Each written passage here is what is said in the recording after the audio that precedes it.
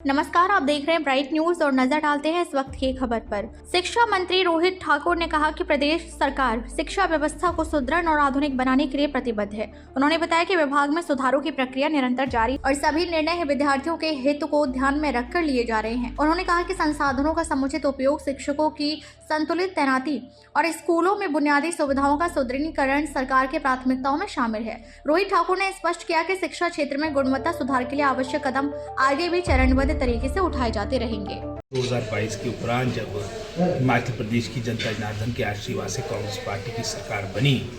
Day 1 से लेके हमारा हिमाचल का जो शिक्षा विभाग है उसमें सुधार आए। उसमें मैं समझता हूँ जो रचनात्मक रिफॉर्म्स लाए जा सकते उस ओर काम कार्य किया गया है और बहुत से ऐसे निर्णय किए गए जो मैं समझता हूँ एक तरह से कह सकते कि कठोर निर्णय थे, जिसके लिए एक मजबूत इच्छा शक्ति की आवश्यकता थी, एक मजबूत पॉलिटिकल विल की आवश्यकता थी। लेकिन हमने डिपार्टमेंट के हित में और बच्चों के हित में बहुत से निर्णय लिए, चाहे डायरेक्टरेट्स को कंसोलिडेट करने की बात हो, एकीकृत करने की बात हो। आप जानते हैं कि पहले एलिमेंट्री एजुकेशन का 8वीं तक का अलग डायरेक्टरेट था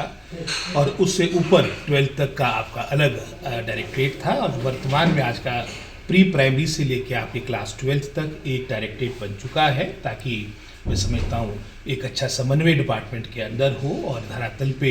सही दिशा निर्देश हमारे डायरेक्टरेट के जाए, कोई कन्फ्यूजन ना हो, कोई मैं समझता हूँ इस तरह का विरोधाभास ना हो। इस सोच के साथ डायरेक्टरेट को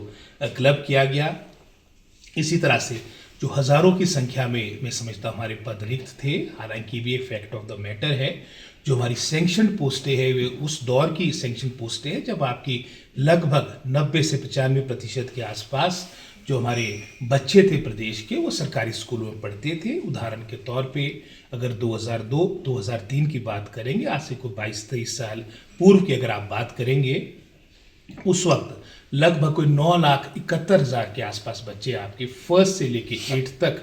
सरकारी स्कूलों में शिक्षा ग्रहण करते थे। आज 2026 में ये संख्या मात्र 4,02,000 रह चुकी है। एक तरफ से स्कूलों की संख्या बढ़ती रही, एक तरफ से आपकी जो सैंक्शन पोस्टें होती है वो बढ़ती रही, लेकिन इनरोलमेंट में कहीं ना कहीं गिरावट आई है, काफ़ी गिरावट आई है। तो आज आवश्यकता है कि हम अपने डिपार्टमेंट को सुदृढ़ करें और साथ ही साथ हम अपने संसाधनों को, चाहे मैन पावर की बात है, चाहे इंफ्रास्ट्रक्चर की बात है, उनका सदुपयोग करें